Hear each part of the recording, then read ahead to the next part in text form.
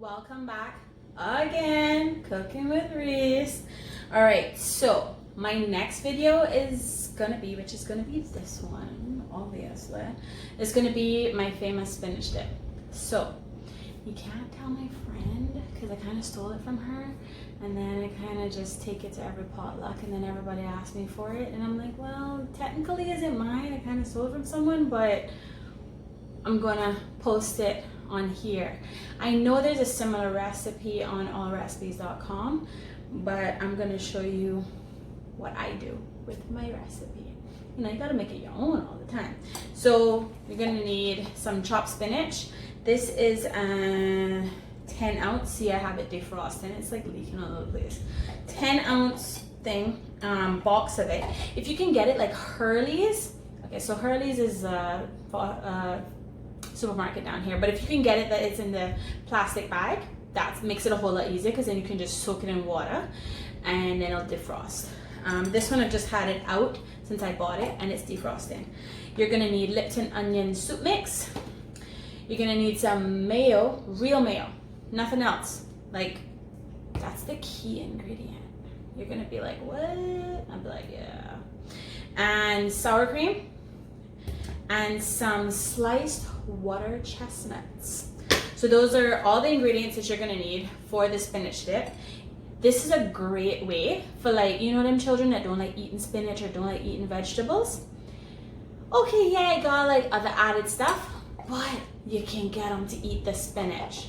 I know my friends' kids, like, they don't really mess with spinach. They had my dip and they're like, oh my God, this is so good, like I want more, you know? So it's a good way to incorporate veggies, even though this tastes like amazing. So yeah, we'll get right to that. Okay, so we're back, and so my spinach has been thawed out, and obviously it's gonna have a lot of water. So what I did, I just squeezed it out and then kind of just broke it up. As you can see, it's not that much, but once again, it's a good way to get spinach into kids who really don't like spinach, you know? So, but what I first like to do, this is my little trick. So before I deal with the spinach part of it, I actually put my cup of mayonnaise, so 1 whole cup of mayonnaise. Make sure you get as much of that in there as possible, because that is the money maker. So you can make onion dip and it be like, okay, with just sour cream, but when you incorporate mayonnaise, which is full of fat, but it's good fat, especially if you're on keto, this is like a really good recipe to have. Okay, so I do that, as well as this is 16 ounces of sour cream, full fat sour cream as well. You can do the light if you really want to do like the lighter version and you're like, oh no, I'm not doing keto, I don't want full fat. It tastes just as good incorporating it with the lighter version. So yeah, if you want to do that, that's fine. So what I do, I normally mix that up, get that really going. And then what I do while I'm mixing that, I put in the Lipton soup mix, which is just 1 packet. You just need 1 packet of the Lipton onion soup mix. This one's a little broken up. And then the key is you have to make this rest for minimum like 4 to 6 hours. Otherwise, the Lipton soup mix wouldn't be incorporated as good, and then you'll have that crunchiness of those of the onions. All right, so I get that really incorporated, like properly mixed through.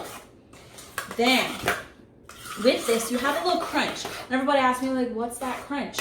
I'm like, all right, so that is the water chestnut. So you just want, what I normally do is I get the sliced ones. Get the sliced ones. You can get the whole ones, that's fine. And then I just kind of dice them up. They actually sell them diced, but I couldn't find any. But I dice them up, so that way you're not just getting big chunks. Then I put that in. And at this point, it just looks like onion dip. And you can actually serve it this way as well without the spinach. But I don't like the color of it, because it's that kind of boring color. The spinach actually gives it that green and that pop. So it's like awesome.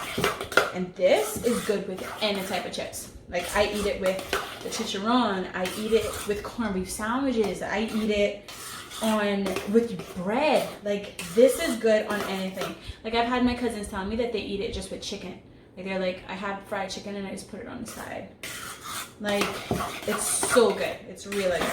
All right, and the last step, just incorporate the spinach. Try to break it up as much as you can when you put it in, because I don't want the clumps of it in there, because I had to squeeze it out, because you don't want the water in there at all.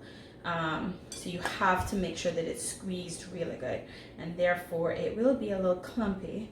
So then I just try to break it up as I put it in.